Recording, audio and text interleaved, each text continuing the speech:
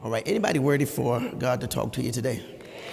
Now, are y'all going to be mean or y'all going to be nice today? Now, okay, if you all repeat after me, say, Lord, I'm going to be nice to you. Okay, now what that means is you're going to talk back with him. You don't have to talk back with me, but you got to talk to God. God talks to you. He said, I want you to talk back to me. You know, that's just our Father talking to us.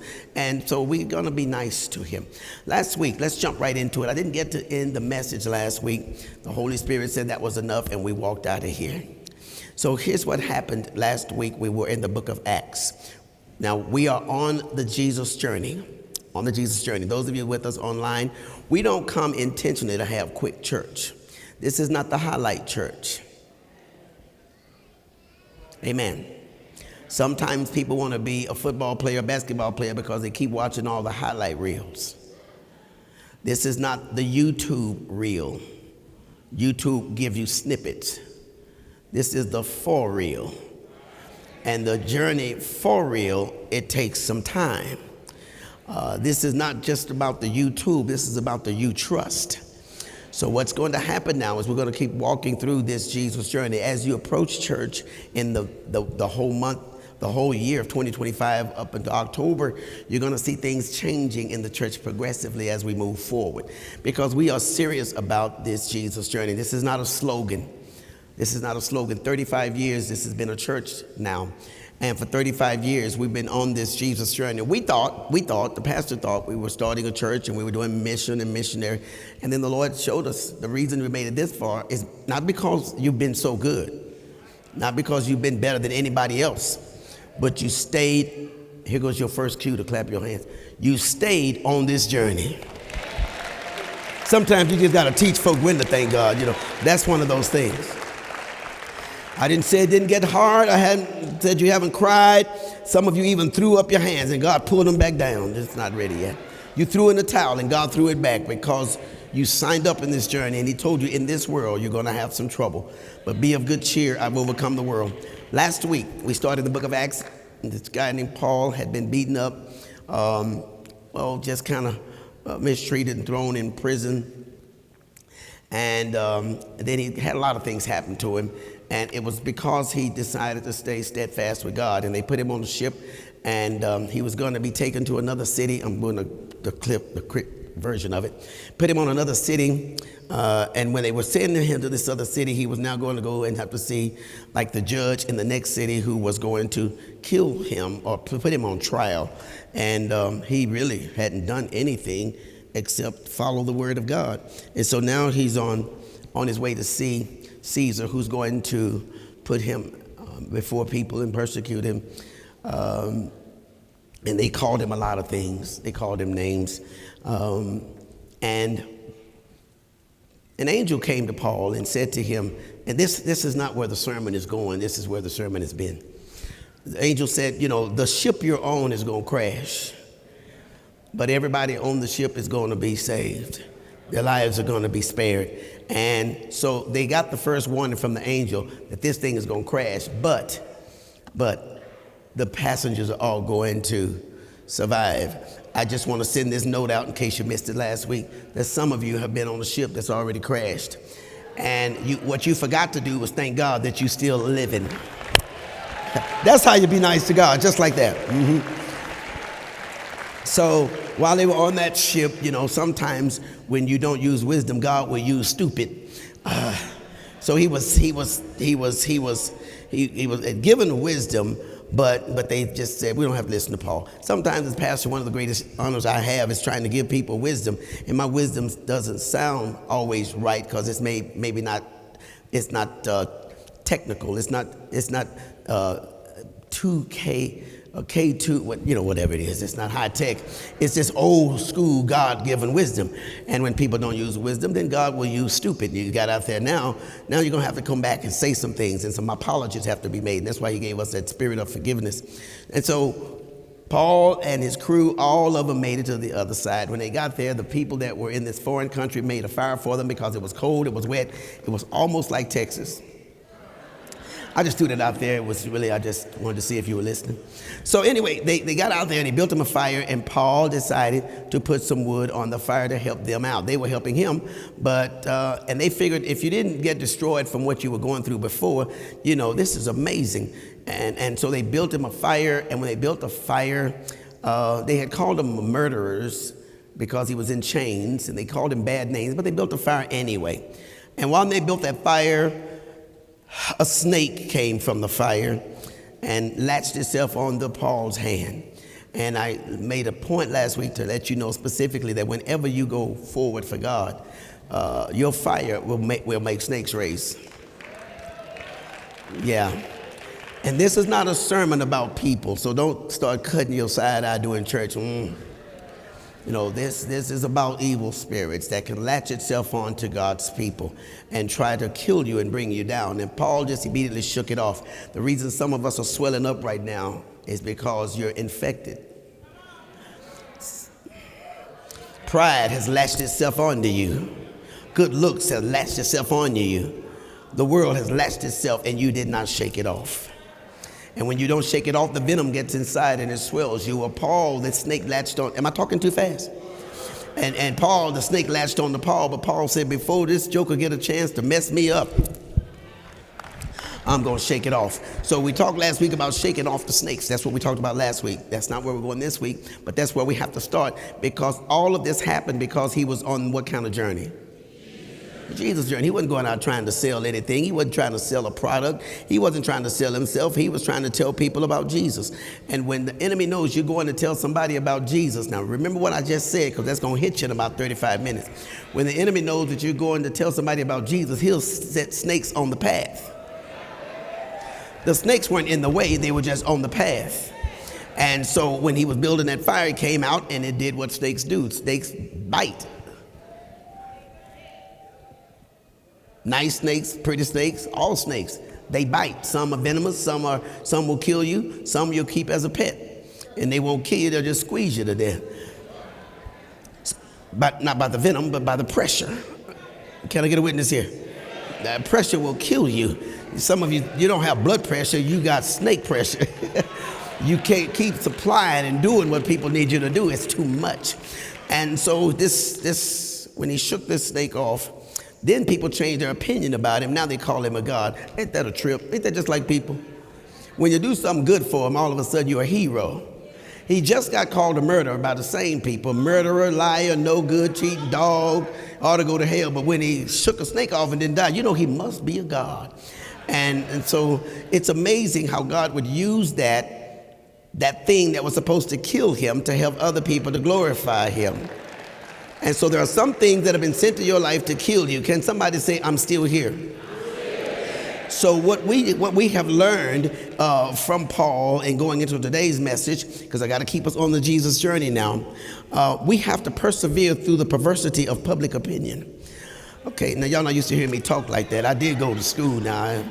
You don't just call me Dr. Rush. I just have to say that because sometimes we got to persevere through the perversity of public opinion. In other words, we got to push through some wicked opinions of people. And so what happened to Paul is he had gotten through all this stuff, but he still now had to deal with what folk were saying about him. Can you deal with the perverted ideas and wicked opinions of people? People are going to be wicked. They're going to say wicked things. And even though you survive, that doesn't stop them from saying wicked things. Most of you stopped going to church. You're trying to come back now, but you stopped going to church because you couldn't deal with wicked opinions. All they have is an opinion. It was social media without the phone. He was a victim of public opinion. And the islanders, people were making all kinds of assumptions and conclusions about him. And we got to be able to rise above what other people are saying about us. Because you are God's instrument of service. You are on this what, church? You're on this what? I got to get that out of your mouth. We got to start saying that. Are you on the what? Okay, you got to say that now. You got to say that. The next time Satan latches himself onto you, you got to say, loose here. I'm on this Jesus journey. We always say, because we grew up listening to loose here. I don't know what happened to loose here in church. Y'all don't know what loose here is? When you would come down and they be praying for you and the devil was all on somebody, an enemy, your grandmother, your mama's mama, your sister of the church, the mother of the church. Loose here. There's nothing wrong with loose here. That means let this go. I need somebody to give me an old-fashioned loose here. Oh, look at here, look at here. And that means let this go. And so sometimes because you're an instrument of God, somebody's got to tell the devil, loose here right now. Yeah, they laughed at us, they laughed at grandma, they laughed at mama, but you're still here. So we've got to learn that we've got to persevere. We've got to keep going. Please don't stop. Please don't stop. And what do we have to do? There's a lot of mess that's going to be talked. So you got to endure the manure. I don't know what I got a lot I want to say right there, but you got to endure the manure. What kind of y'all explain to other folk later on what manure is. It's got a whole lot of other words that come with it now. It comes out of animals and it comes out of people, but when it comes out of people, they don't call it manure. So anyway, but you're going to have to endure the manure. These guys are sitting around. Paul's got a snake on him. And, the Bible said the folk were looking at him, and Paul shook it off. Now, imagine this. You got a snake on you. And I'm trying to get to the sermon today. You got a snake on you, and somebody said, hey, you got a snake on your hand. You got friends like that. You got people like that. You got this going on. And Paul like, can you take him off? Some of your snakes, the things that'll latch yourself onto you. You got so-and-so on you. You got so-and-so dealing with you. You got and you ask him, can you take it off? And you're going to hear him say, no, I don't remove snakes. I don't remove snakes. I just stand around. I can point them out to you, but I can't remove them. Somebody here needs to have some remove power. You always telling us what you see wrong, but you don't have the power to help somebody get it off. Loose here. I thought y'all were going to be nice to Jesus today and talk to God back. He said you can identify it, but can you get it off? Somebody is looking at you right now, and they're amazed that you're going through this reptiliation. I just made that word up. You got some snakes that have attached themselves to you and you haven't died yet. That joker has survived a reptiliation. That's in the dictionary. You got a reptile on you, but you're still pushing and can't nobody get it off. Now, I don't know if reptiliation is a word, but anyway, that's what I said and that's what I meant. And so somebody is looking at you as you walk up and down the street. You're looking cute. You got your makeup on. You got your hair fixed. You got your clothes nice. And there's a reptile hanging on you. And nobody will help you pull it off. They'll tell you, no, I don't do snake offs. I don't do snake offs. They say you just because you just can't win a butting match with a billy goat. You can't. If you run head on with a billy goat, you're gonna get knocked out because he's equipped for that. You cannot win a quail shooting contest with a porcupine. They're equipped with that. You can't win a urinating fight with a skunk. They got more. Y'all not talking. I'm talking country or something. And you cannot win a poison shooting contest with a snake. So don't get in dirt with the devil, y'all. Stop. Get out. When the joker latch itself to you, shake that off. Don't try to outweigh it. Don't try to outfight it. Don't try to, I'll be back next week. Come on, put one hand up. Either one of them, just shake it a little bit. We're going to be through with that message. I just couldn't leave you hanging like that. But you can't, you're in these contests. You can't win this. You can't out-talk her. You can't out-talk him. You can't out-silence her. You can't out-silence him. You can't out-mentally think them. They've been looking at the world. They've been in the world a lot longer than you've been a Christian. You can't out-cuss them. You got about 3 words you use. They'll get whole paragraphs on you.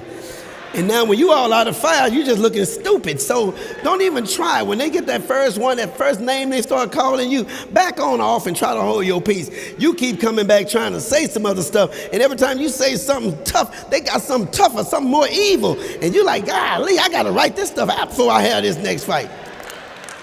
What you need to do is what? Give it to God. Put it back in the fire. When you face it, God will fix it. But until you face it, he can't fix it. And when you catch it, God will cure it. And when you have it, God will heal it. But you've got to give it to him. Are we still there? You're glad to be on this Jesus journey? All right. So one of the things you got to realize now, as I said, some people were walking out of church Sunday, and I said this last little piece right here, because I didn't want you to miss the reason that when this snake latched itself on the pole, I said this as they were leaving. The reason the snake latched itself on the pole was because that's what snakes do. They bite. But the reason, I believe, the main reason it didn't kill him is because Paul already had something inside of him. Okay, now listen, snakes aren't supposed to kill you. God is not going to bring you all out of what you've been through all these years of your life to let some stupid, venomous snake kill you. How did the snake try to poison Paul? With his mouth. God's not going to bring you through all the hell you've been through, the folk you've lost, the fires you've been through, the accidents you've been through, the surgeries that you survived to let somebody's mouth kill you. I wish somebody, I tell you what, you could just snap your hands if you don't want to clap them. You know, you got to look at where you started. You got to look at where you've been. And then you got to look at what you almost allowed to kill you. Somebody's mouth? Oh, no. No. And Satan knows they're not going to put their hands on you, but they can put their mouth on you, and they can mess you up. And so you just got to understand that all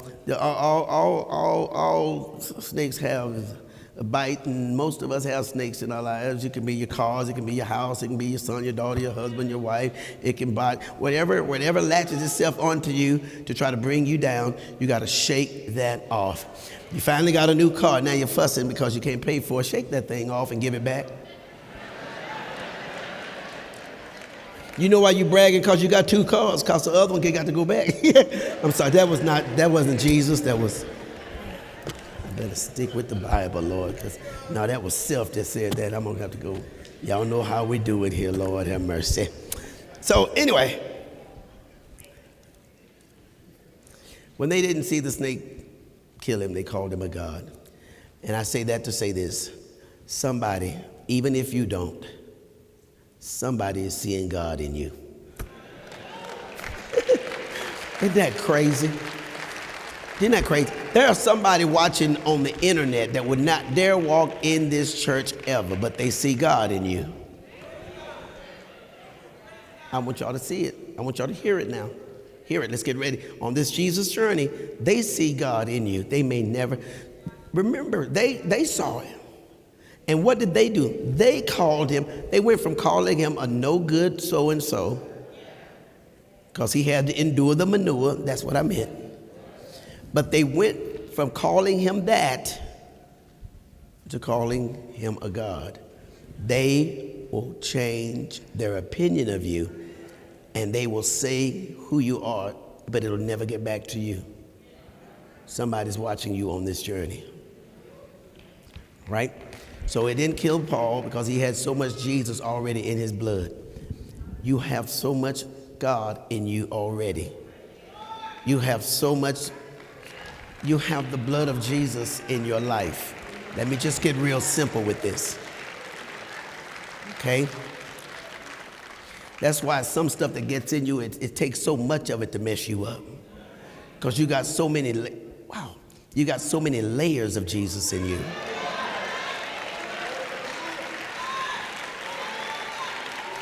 Somebody else is retiring and you just getting started.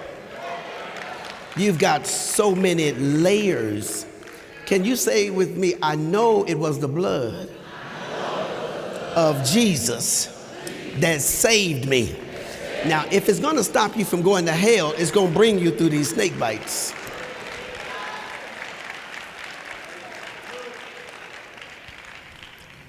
Now, can I move on to what God wants us to talk about today?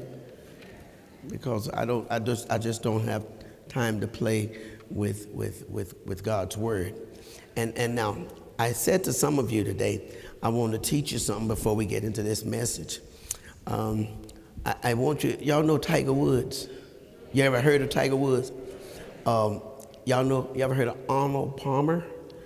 That's not a drink. He was a golfer. So anybody ever watch golf on TV or played golf? Okay, I don't. Golf is not exciting to me. It's like watching grass grow. But there are a lot of millions of dollars are made in golf. Much as I go to golf is what we call putt-putt. That's just it. If I can't pick it up with 6 steps, I don't fool with it. Golfers hit it and they go get on a car and got to go get it. And, well, I don't know. So I want to show you something. Now, if you were take your hands and do it like this. If you were at a golf, is it called tournament, Keenan? A golf tournament, and Tiger Woods would hit one of those, whatever you call it, and it goes way out there. This is how you clap for Tiger Woods. Let me hear that. Tiger Woods. See, that's a golf praise. Don't be giving God no golf praise. I was looking at golf the other day and I'm like, what did they do?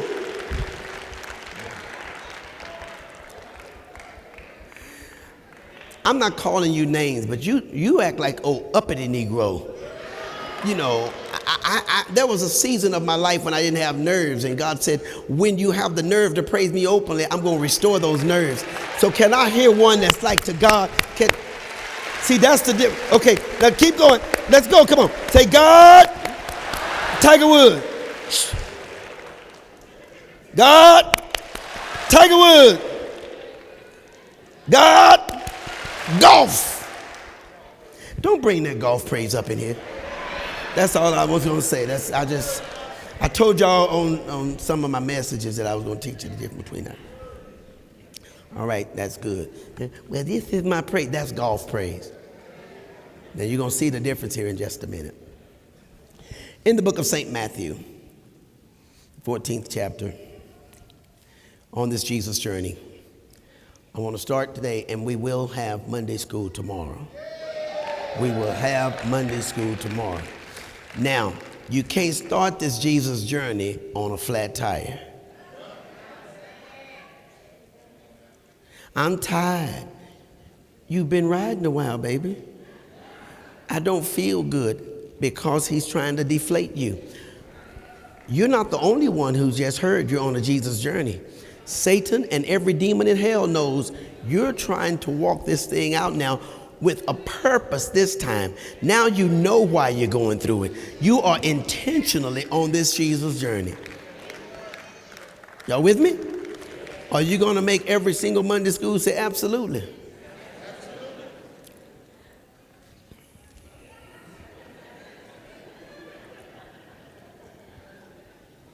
Okay. I'm smiling. See teeth. All right. So, in the Bible, there's a guy, and I'm going to try to talk this. His name is Peter. Now, I preach this Peter sermon maybe twice every year, at least twice. And every time I do, I say, God, give me something, give me a different revelation. Give me something different. So right now, when we start on a message like this, some of us are like, oh, I already know where that's going. Okay, good.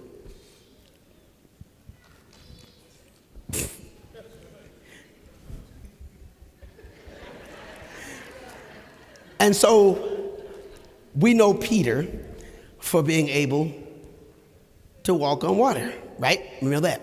We know Peter was the guy who gets a reputation of using, well, he cursed. He would. That's what he's famous for, because that's what people like to associate that with. Peter cut a guy's ear off who was messing with Jesus. Amen. And I like Peter kind of people. You know, Jesus didn't have to cut the ear off. Jesus like, man, what you doing? You can't go around cutting people ear off, because faith cometh by hearing.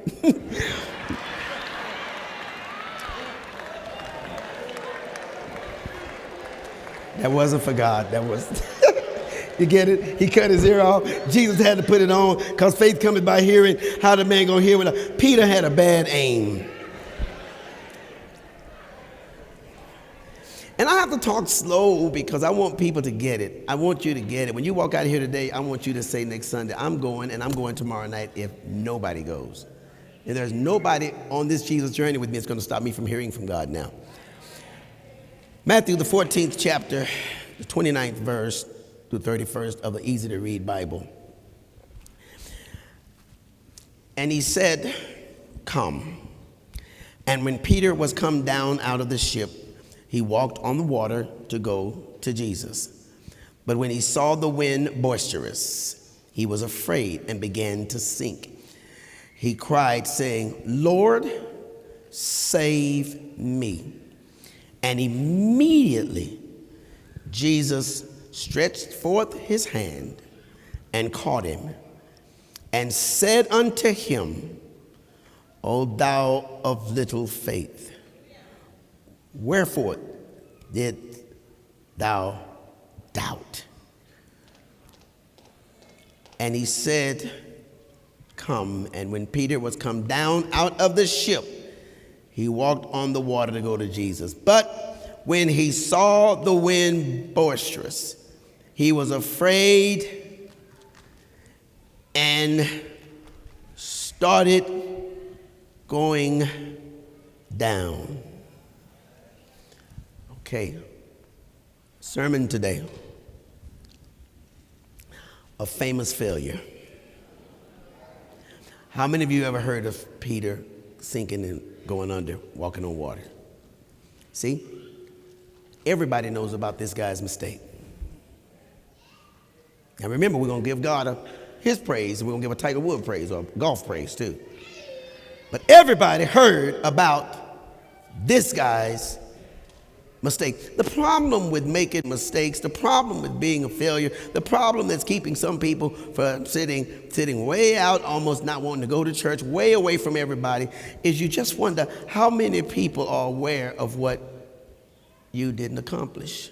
How many people are aware that you didn't finish school? How many people are aware of your relationships not working? How many people are aware that you lost your children? How many people are aware of the traffic tickets you have? How many people are aware of you being arrested? How many people are aware of you trying to do a certain style with your hair or trying to create a certain business and it just didn't work? The problem is that we go through all of these things in life and we mess up, and when we mess up, our problem becomes, are we able to do these things? And if we do them, how many people know about them? You walk around all the time, we walk around all the time wondering how many people know about this? How many people heard about this? How many people have a different interpretation of me because of this? You went around and you told everybody, I'm starting me a diet Tuesday and I'm gonna lose 50 pounds by Thursday. And then you don't. You get like 60 pounds by Friday because you work and you can afford to eat. Some people are not on diets. They call it fasting. They ain't got no money for food. Have y'all been out to eat lately? Oh my goodness. We are being forced to not eat. Food is so expensive. Well, the problem with all of that is if you tell so many people and you walk around acting as if you're gonna have it all done and then it doesn't, now you have to deal with people who think you're a failure. And I know I'm talking to you, and I know this is not me talking, God is speaking to somebody. You have given up working with children, you've given up working with people, you've given up working in church, you're tired of this, you came in 100 miles an hour, now you're going barely 20 because things you tried to do didn't work and your motive was wrong. And you failed because you weren't on this Jesus journey, you were on this personal mission. And whenever we fail because we're doing something, we don't have the strength to come back, so the best thing we do is try to do something else or give up. And here was a man that we've been talking about ever since we've been Christians. And today God says, I want to talk to you, Peter. But I want to use the other one you heard about to help you understand. I would love to give an offering. I would love to pay my tithes. I would love to give a blessing to this. I would love to bless the mission for this. I would love for my child to be in the school. I would love all of these things. And then when we try it, it doesn't work. But the reason you know that it didn't work is because you decided to at least try it. And the minute you decide to try something, Satan says, what I'm going to do is I'm going to put a snake on that same path. I'm going to create something to make sure that he or she does not make it. Is everybody still okay? Okay. So now let's just go through the story in case somebody doesn't understand what happened, and I want to talk to it, and I want to talk to it, and I'm on fire about it, but I want to make sure that I maintain my fire and my cool, because I don't want to play through this message. And please, can you tell whoever the God is in your life that you can't text them right now? The type of message to Siri while if she's pinging you right now and say, loose him, I'm in church. She'll get it. She'll get it. Now, I'm just telling you, during the sermon, the enemy can latch on to you. Shake it off and listen. Please. Okay, I'm going to show you here in a minute, according to the word. Now, this seemed old school, but now there's a notification on your phone that's as dangerous as the storm that Peter saw. God is giving you instructions, and you can't even sit in a service without telling the enemy, not now. I recognize you. And I'm saying that not out of disrespect, and if you decide this is your last Sunday, on your way out the door, I'm going to say something, I'll stop you. But I got to make sure we get it. Because if you've never had a ping before, you're going to get a lot of pings during this Jesus journey. Or something is going to get your attention while God is trying to give you your next set of instructions. I said something's about to get your attention while God is trying to give you your next set of instructions. What should I do? Where should I go? Who should I work for? What should I buy? God says, I'm about to give you the answer, but you got your head down because you're seeing something instead of hearing what I have to say. Check your neighbor right quick. Just check them. Check them. Now, I'm serious when I say that, because if somebody needs to be prayed with, I want you to stop and just pray with them. Because this is not to make, if this is making you mad, then you're not going to be able to shake this word off. But if it's making you mad, tell the devil, you can't have me right now. Okay? All right. Of all the things that can happen is now you're trying to do something. So Peter is out there, and here's what's happened. Jesus said to them and the disciples, y'all, we're going to go on the other side. I want to meet you on the other side. Real simple story to teach. Now we just got to go through the lesson from it. I want to meet you on the other side. So far, who gave the instructions? Jesus. And what is Jesus saying to the disciples? He's going to meet them where? I'm trying to give you real short answers, okay? I'm trying to meet them on the other side. And one of the guys that's going with them is Peter. So Jesus gives all of them instructions to go on to the other side. What's the subject of the sermon today? A famous failure. It was right. The answer was right there. Some of y'all are so deep, you went, oh, shoot. And so now we know, and it's going to be real fast for us to do it. We're going to stop, give an offering, and jump back in this boat. So here's it. He's on his way. They're all on their way to the other side. And while they're on their way to the other side, a storm comes. And when the storm comes, and every preacher in America preaches the same, it's the same sermon. It's the same. I don't care. I heard that before. Yes, you did. But watch God pull you out of this one. This is very personal today. And there's so many of you in here. If you have the kind of ego that said, somebody told him what I was going through, I got to shake you off now. God has more children in his word, in this building listening for him, and more people online listening than you trying to ignore him and try to make this a personal attack on your life. This is not. This is a straight word from God. So they're out there in the boat, and they're rowing. And then all of a sudden a storm hits.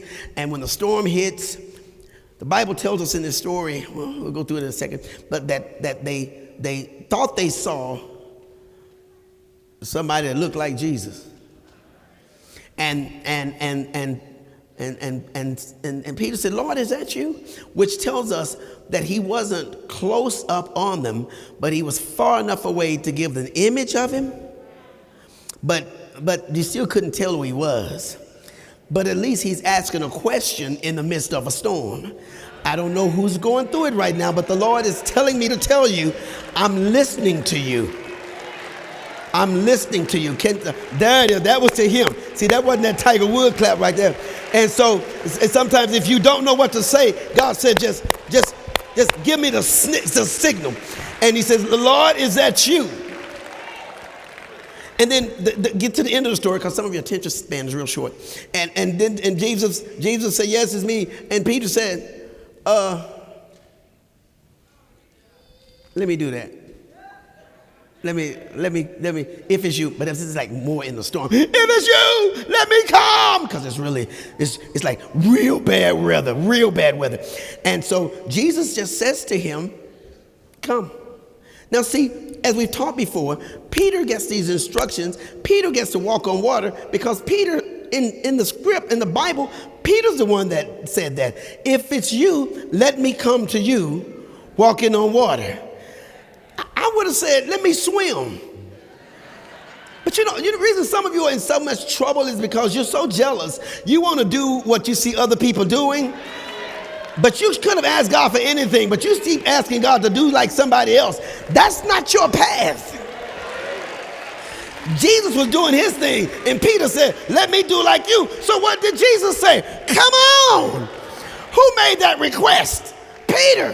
Who filled the order? Jesus. If you make a request, he'll fill the order.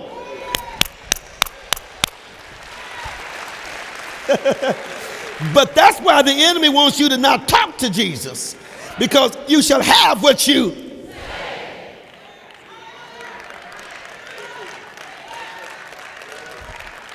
You with me? Okay, so he says, come on. And so here's the point. Peter is now walking on the water, and then all of a sudden, the water, it's bad. It's a bad storm. Storm's coming right at him. And Jesus is waiting on him.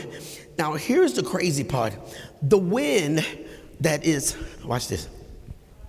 The wind that's against him, because he's trying to get to who? And on this journey, we're trying to get to who? Don't forget that, guys. You're not trying to get to your husband and your wife and your kids and your boyfriend and your new job and your new career and your new school. That's where it's twisted.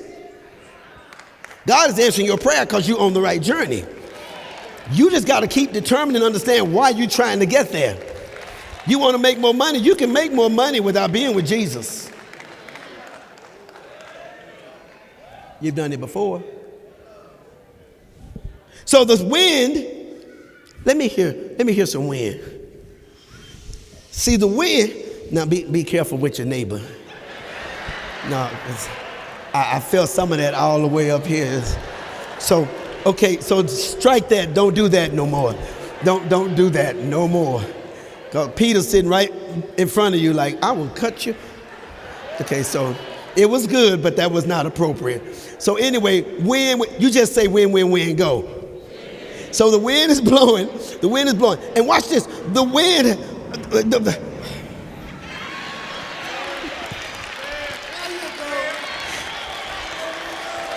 that's your tithes and offering at work.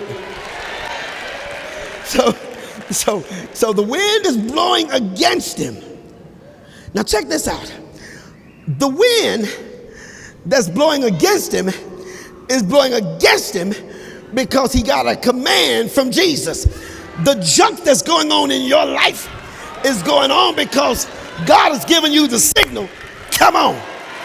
And so the wind is blowing against Peter. Now check this out. The wind that's blowing against Peter, had Peter just turned around, then the wind could have been working in his favor. Do y'all get what I'm saying? The same wind that is against you, if you just stop fighting and turn around, it can work on your behalf. But the problem is, Peter said, I can't go back because I got a word from God. I can't turn around now. If God is calling you, would you tell somebody, I can't turn around now?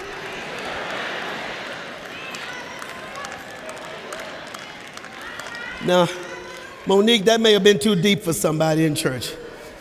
So somebody said, you might need to change. I can't now because I heard Jesus say, come.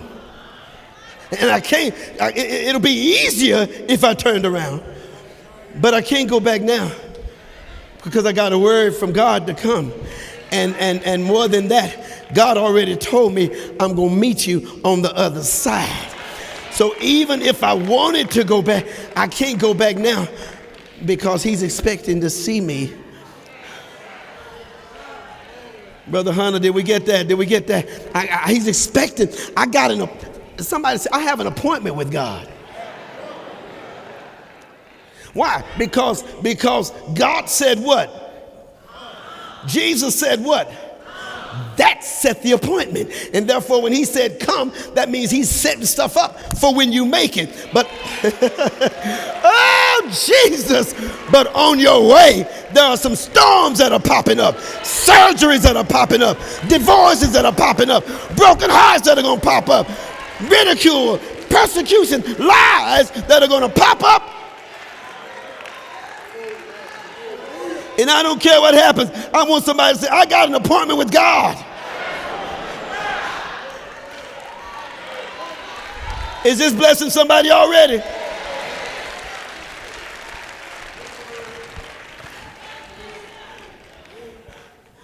And so now it's going down. And I want you to say, I can't turn around. Okay, that's okay. I say I could, but I won't turn around. Say I won't turn back. It will be easier because you got the wind at your back. But right now, there's so much coming at you. There's so much coming in your face, Pastor Rush. If you just do what folks say you ought to do, it could be a lot easier. I can't, because God told me that he wants me to meet him on the other side. That means something is going to happen after this, that if I don't, hey, oh, Jesus. If I don't make it through this, I won't get to see him and bump y'all. Bump your friendship. Forget about you.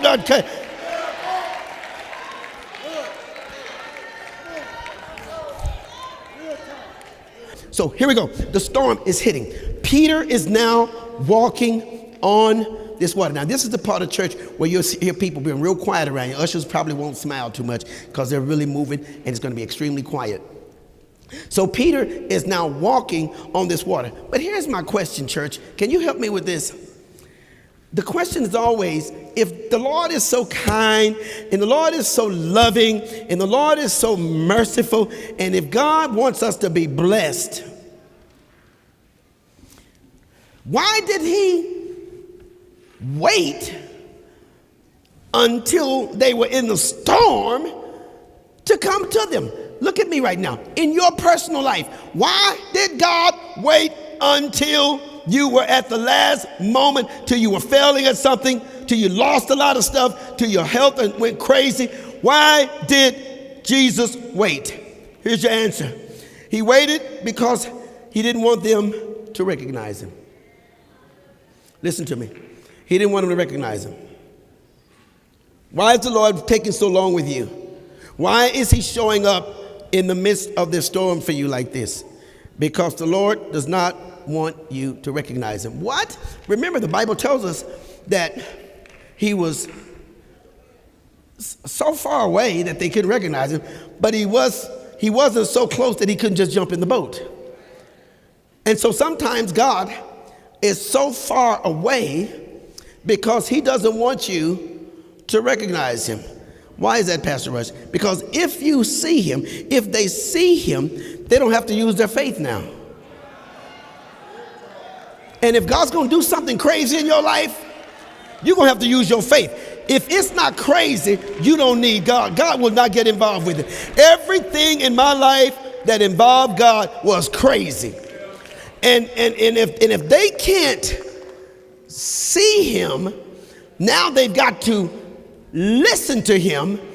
And to listen to him, they're going to have to do what?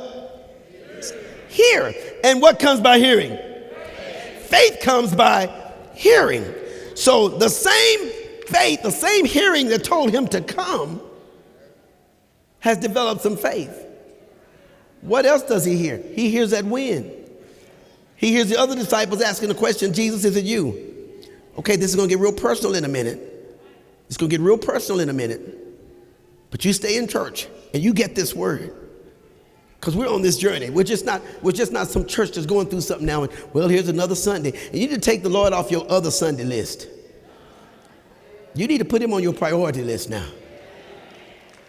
My brother went through surgery the other day, and so I just knew he wouldn't be, oh, I'll see you Sunday. They had gave him some of that good medicine. And he was going to sleep right before surgery. I'm looking at him, and he raises up, and I'm, because he's already kind of talking a little different. But he said, I'm going to see you Sunday at church, and I'll be singing. First of all, he ain't never sung. So I know somewhere flesh and blood done took over. But I'm thinking, brother, when you get out of this, as serious as this is, you might need to take it easy. But he spoke the other side. Y'all don't get this yet, do you? Now I'm big brother, so, whatever I say goes. But I ain't God. He's got an appointment with God. And somebody in here, God spoke to Brother Crowder the other day and say, come. If God says come, if he's opened the door, nobody else has the right to tell you not to. Oh, he gets one of these and not a Tiger Woods. So now, he waited long because it's going to require faith. At your age, God says, done with all the shenanigans and all the routines and all the church gimmicks. I want you to come to church because faith cometh by hearing. And if I show up too early, you're going to go by what you see.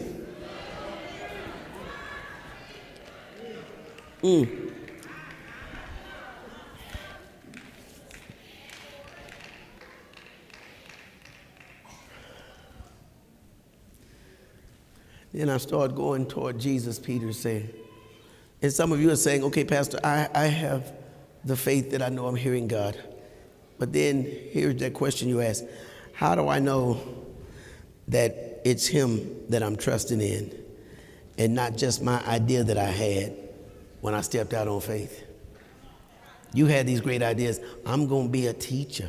I'm going to do this. I'm going to have that. I'm going to buy this. How do you know that it's Jesus? How do you know that it's the Lord? Come on, I'm going to ask that question that nobody wants to say out loud. How do I know that it's Jesus and not just my own idea I'm trying to get across? Because we go, well, no, I'm going to do what I say because I'm going to stand on my word. I don't care what anybody says. Okay, how do you know that it's Jesus? How do you know that it was Jesus that told you to start that church? How do you know it was God that told you to start that ministry? Oh, come on, let's just do that right now. Me and you. How do you know? And that's where you are right now.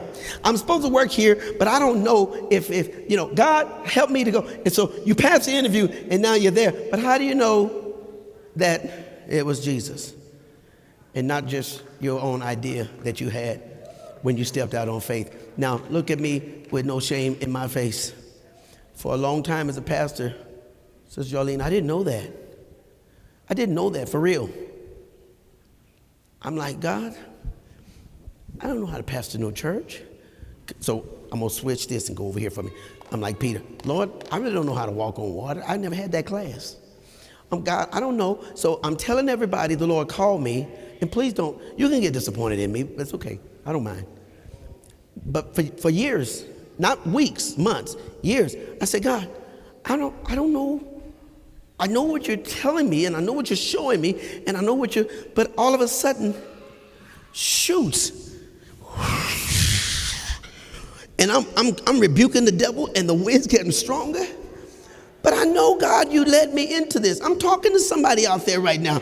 You are about 2 weeks away from trying to start some ministry that you're telling people God gave you, but you now got to do it because you publicly announced that you've started it, and you can't deal with the embarrassment or the ridicule or the ego that says, wait a minute, I wanted to so bad, I wanted it to happen. And you wonder why we have Monday school.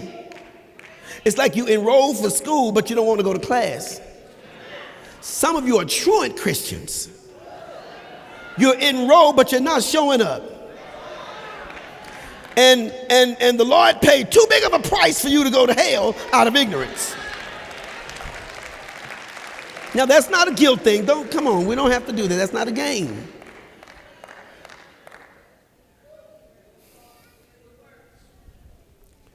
get that? I know that's marinating in you now. Now you understand why we're in church. Lord, I've never said that out loud. I never did that. Why did he get all messed up out there? He was trying to do what God said, and then here comes a storm. Now, we know the story of Peter, right?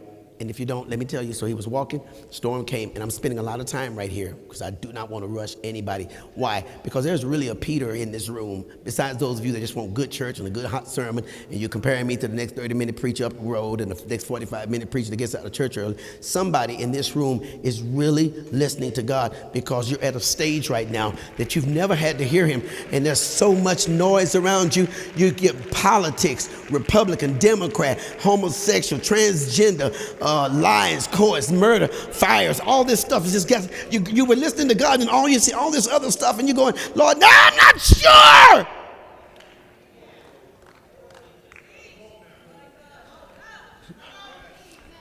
So we've always asked this question, but we never wanted to ask it out loud. Jesus said, you're walking, but now you're falling. And Jesus, according to the King James Version, said,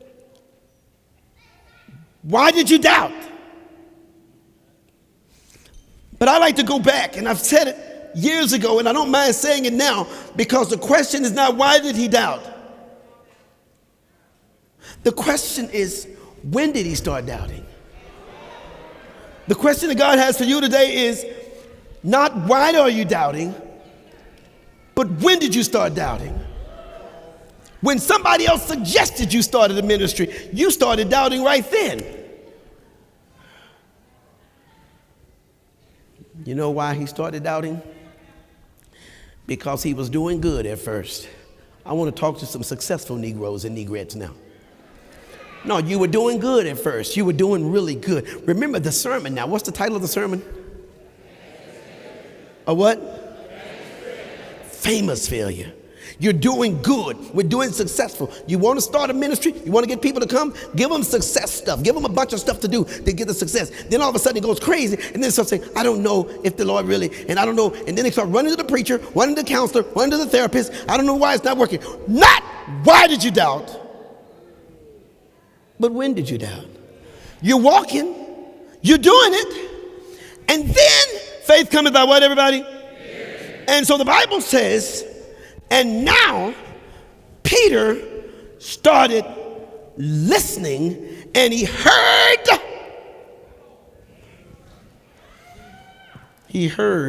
the boisterous winds. He was doing good because he was looking at Jesus, but then he heard that right there. So it's not why did you doubt, but what other voices got into your head? You were coming to church every week, wouldn't miss, going to Monday school, paying your tithes and offering. Let me hear that wind again. Then you heard that. The guy that was living with you off your tithes and offering said, why you have to go to church so much? The girl who was benefiting from your tithes and offering, why you got to, let me hear that wind. Why you got to go so, who did you start listening to that told you, I would go, but church lasts too long? When in the name of, did you run out of time to hear God as he was giving you a breakthrough? You were doing great. And then all of a sudden, church became too long. The pastor's too long-winded. And you, my friend, have run out of wind. But your storm keeps getting momentum. It's not, why did you doubt? But when did you doubt? What else have you listened to? Ooh, the Cowboys gonna play. Right while you're in church, you heard another voice. Thomas is at church today. He said, come sit by him. No, I'm not playing. I'm not being funny. I don't have that kind of time anymore. Not why did you doubt, Rickie? See, it's not why did you doubt being called a pastor? It's when did you doubt it? I doubted when I started hearing folk that said, "Ooh, you're such a great pastor. We love you. I never forget my man of God." And all of a sudden I did something to hurt their feelings. It's like, you know what? That's when I started. When I started hearing people who used to be on my side got behind me, not to push, but to kick. What are we hearing? And when did you hear someone say, "You're not going to make it"? That's when you started doubting. And it wasn't, why did you doubt? It's now a matter of when did you doubt.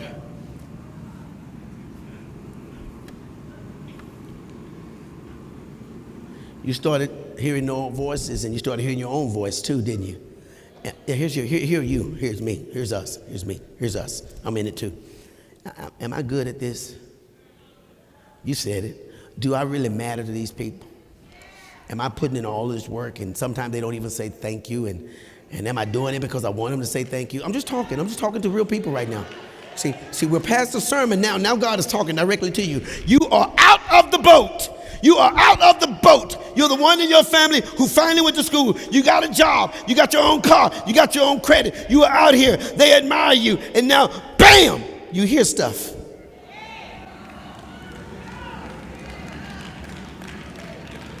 You hear it.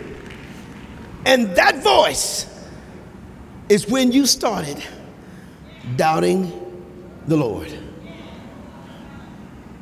Golf? I know it's, yeah. Am I good at this? How long am I going to last? I don't know if I'm strong enough to keep going. I don't know if I'll make it Sunday.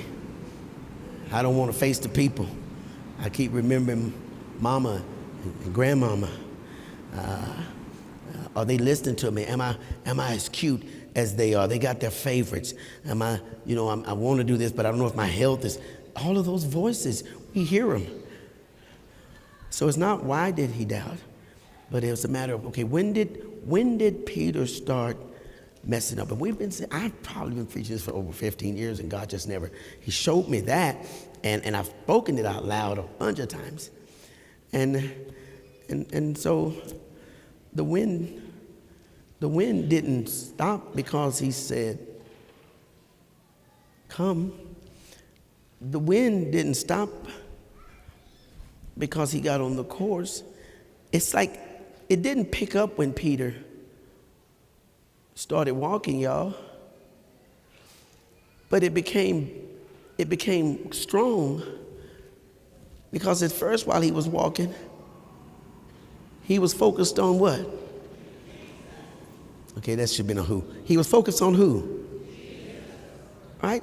Come on. He was focused on who? And then his cell phone rang. Bing! Ah! All of a sudden, he starts going down. Why? Because the phone went off.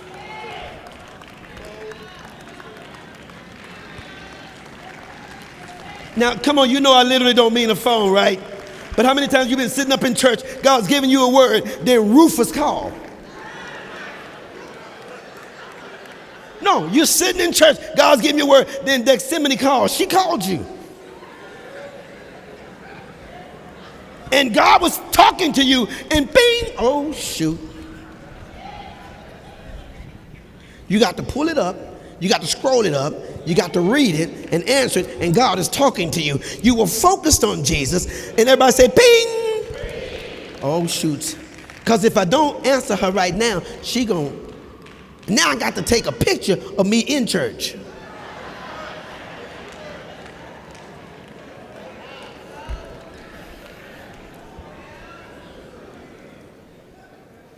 Am I trying to be funny? Y'all know I like to laugh, but I'm not laughing at all. First of all, the enemy knows where you are, and your fire is going to cause those snakes to rise up. Your fire. Peter is on fire walking on this water, and the storm was coming before he got out of the boat. Your storm is coming before you get out of the boat. Somebody say, "I'm in it right now." Oh my God. You're in it right now. Somebody's sick right now. Somebody's behind right now. Somebody's discouraged right now. When did you stop praising God? Huh? When did you stop praying? When did you become that kind of person that started having church with one hand in your pocket? Please. You are not from the one pocket praise group. All your life you've been a praiser. But all of a sudden you start seeing yourself doing it now. Oh, you got stuff. And now you got to give. Okay. There's another praise we can give God. We're gonna clap our hands. We're going to put it right here, ready? But I want you to put one hand down. Just use one. Ready? Put one hand down. Put it away. Don't touch it. Don't. Now clap with that one. See? When you become a half-hearted praiser, you were doing good. I'm just talking. Peter, see, you were focused. You were focused.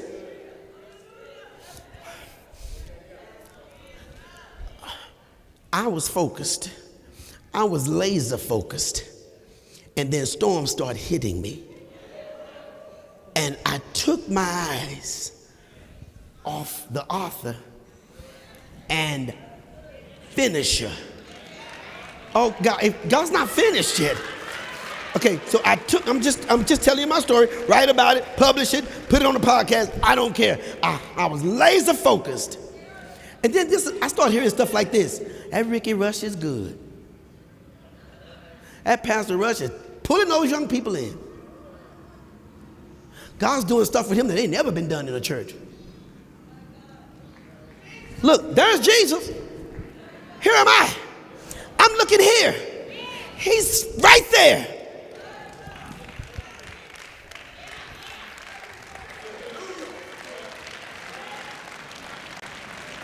Yeah.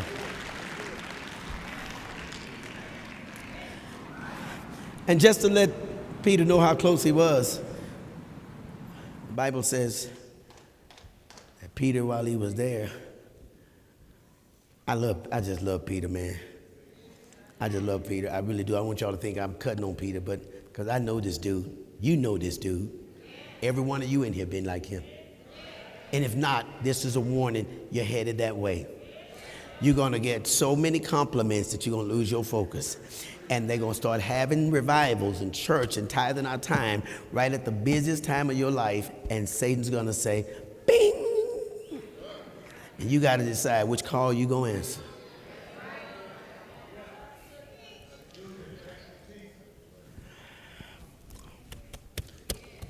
Can y'all go to verse 30? I have it written. Verse 30. What does verse 30 say? And while Peter was walking, y'all can put it on, he saw the wind and he saw the waves. That's what it says. Don't forget who brought you from a long way. Now I'm going to talk to somebody over 30 right now.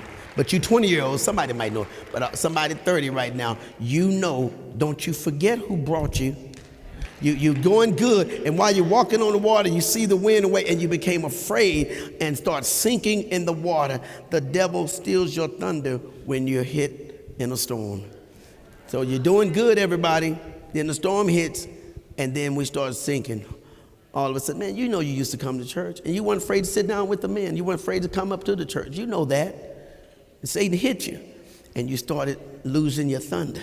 You start losing your fire, and you start saying, I feel kind of embarrassed. And how dare you feel embarrassed? Don't you remember when you didn't have anything? Peter, where you been? How did you think you got out here because you're married? You think you got out here because you have children? Do you think you got here because you have a career? No. You are here because he called you. And when God calls us, he expects to show up. Peter, come. Who went down? Just Peter. Do I have any just Peters in here?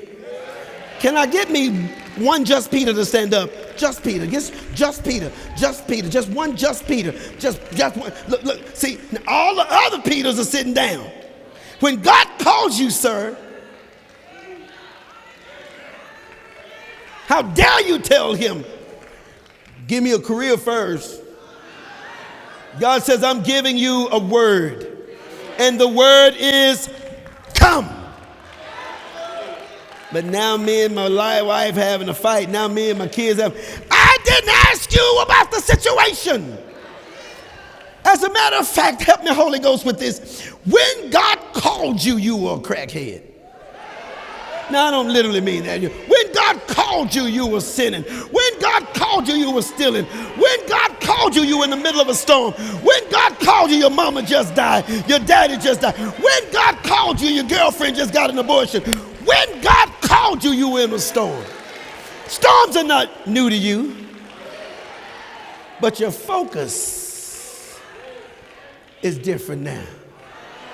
God didn't make it right before he called you. God called you right while it was going wild. And just because you stepped out, God said, now I owe you to walk with you. Reach over and give a brother a high five. Just give him a high five. And then you sit back down. I'm going to let us go because we got tomorrow. Hey. Here's another question.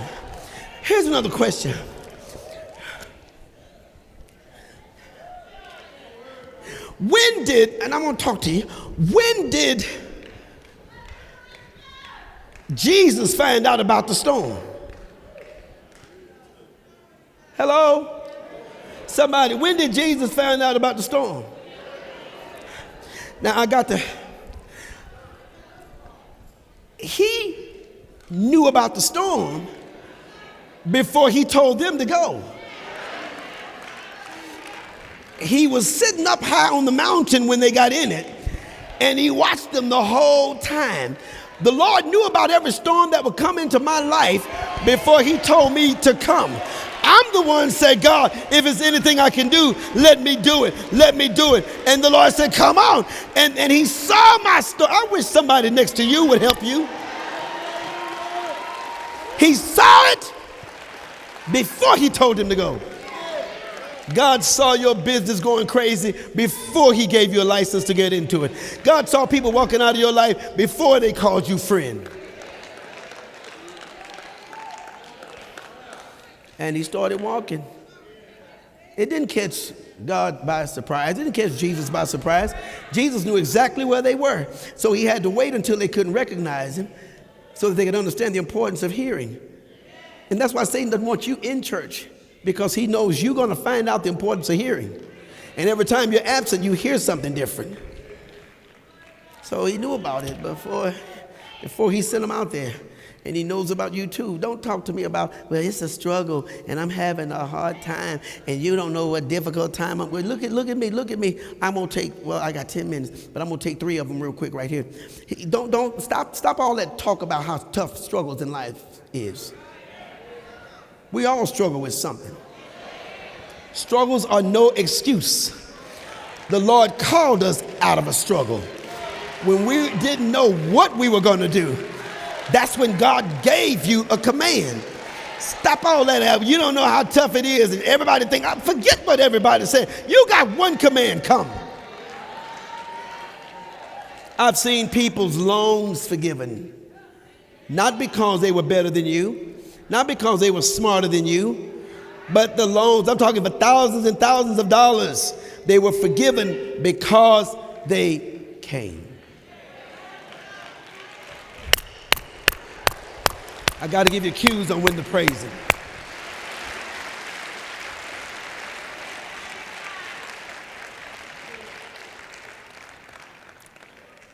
I'm going to close with this. And I'm going to start with it tomorrow. How far did Peter make it? Can somebody go to verse 31?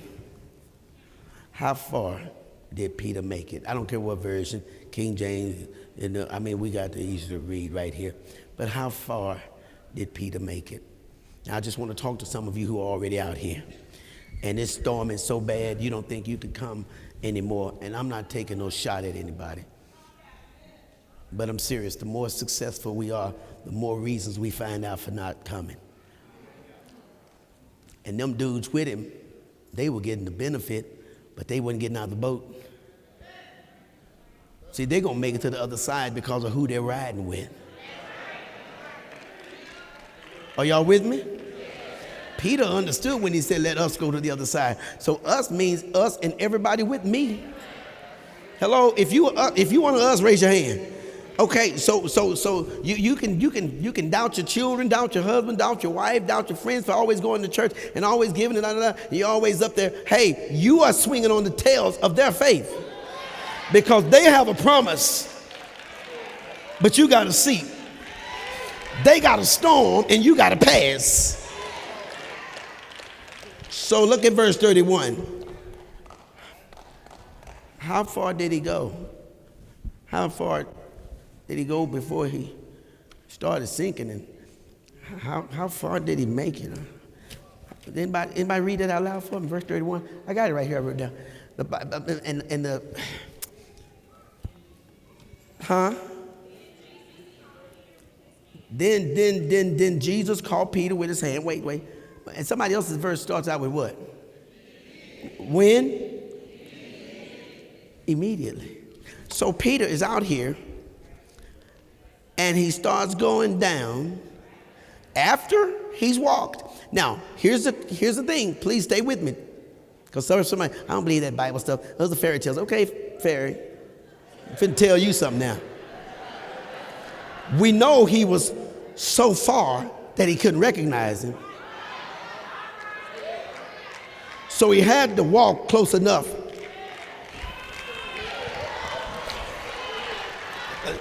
Some of you say you've been with Jesus, but you still don't recognize him. So you got to get close enough to at least hear him. And so we don't know how far it was, but we know after he got past where he was, he started going down. But the Bible said when he started sinking, what's that word I heard somebody say start with an I? I need you to put your arm out like this. And I want you to just reach. See, that's how close he is. The Lord was just within arm's reach. And whenever you, hey, Jesus, whenever you start going down, God is just within arm's reach. He's just within arm's reach. He's just within arm's reach. I got to talk to somebody. I don't care if I got to do it by myself. He's just within arm's reach. Now I need you to turn to somebody and say, you are so close.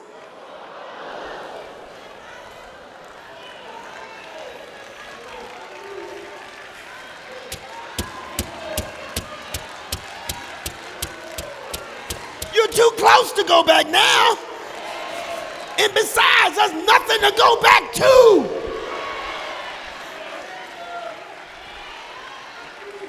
Somebody's out here now. You're already out here now. And there's nothing to go back to. You're so close. You're so close. You're so close. God wants me to speak these words to somebody. You're so close. And now your dadgum phone gonna ping. You're so close and your doggone friends gonna call you out. You're so close. And now you're distracted.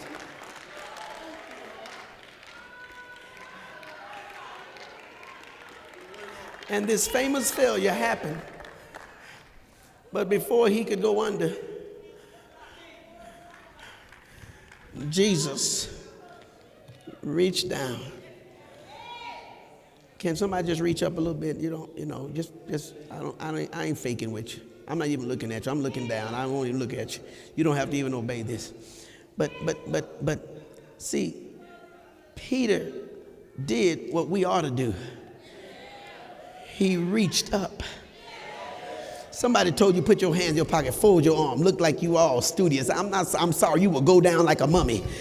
He had to reach out. Now, the first time he reached out, Jesus said what? Come.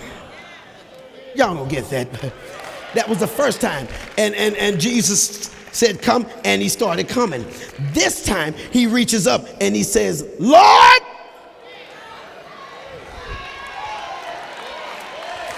He's got two conversations. The first one is, if it's you, let me come to you walking. Jesus said, come. Watch us close this message. The devil said,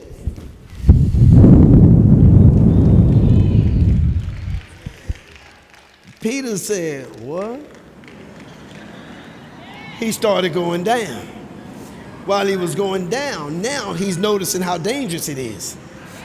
And he got one voice left.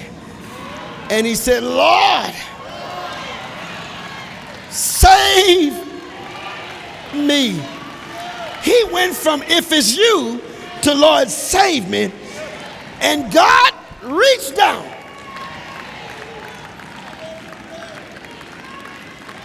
Just like he did me, and just like he'll do you, he saved him.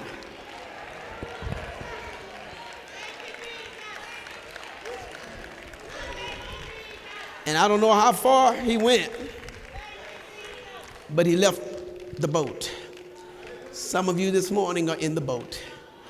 And I don't know how far you are, and I don't know what's going on, but God just said to you this morning, I can prove myself to you. But you got to go through this storm. And I want you to know I will reach down and I will save you. The cool part is they got back to the boat. And the Bible said they started worshiping him once they got back to the boat. Peter's now with Jesus, wet all up, scared out of his pants, and they're in the boat worshiping. And that's all cool. They worshiped him in the boat. But I want to say to those of you who decide to come back the rest of the week or tomorrow, not the rest of the week, tomorrow night, Monday school, don't start looking at your success and stop looking at God. Don't start looking at how much you got to do and and now all of a sudden your focus is off. They worshiped him in the boat, and they worshiped him when they got in the boat, but you can worship him in the storm. They didn't worship him in the storm. They were scared. But when he finally got there, now they're going to worship him. Can you please start worshiping him while you're in your storm?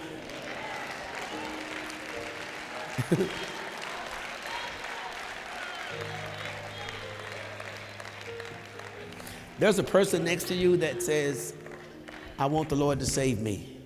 They're behind you or they're in front of you. And the Lord is saying right now, I want to save you. Now, here's the key. If you just heard me, I want you to be the next voice that they hear. And I want you to ask that person. Okay, I see some at the very back of the church, way back there in the back. See some up in the balcony. I don't care where your favorite seat is or how quiet you are.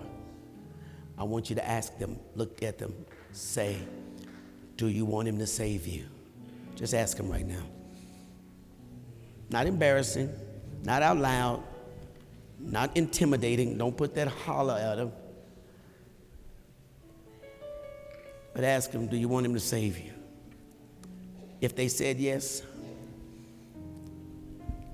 if you're saved or not, say, I'm going to walk down there with you. And we're going to come right down here now. And you're going to come on. Grab him by the hand. I'll wait on you. Come on. This is going to be easy now. I want him to save me. I didn't tell anybody about the storm I was going through. I didn't tell anybody about the trial. Come on. Come on. Come on. I want everybody in the whole church to just stand up for a minute.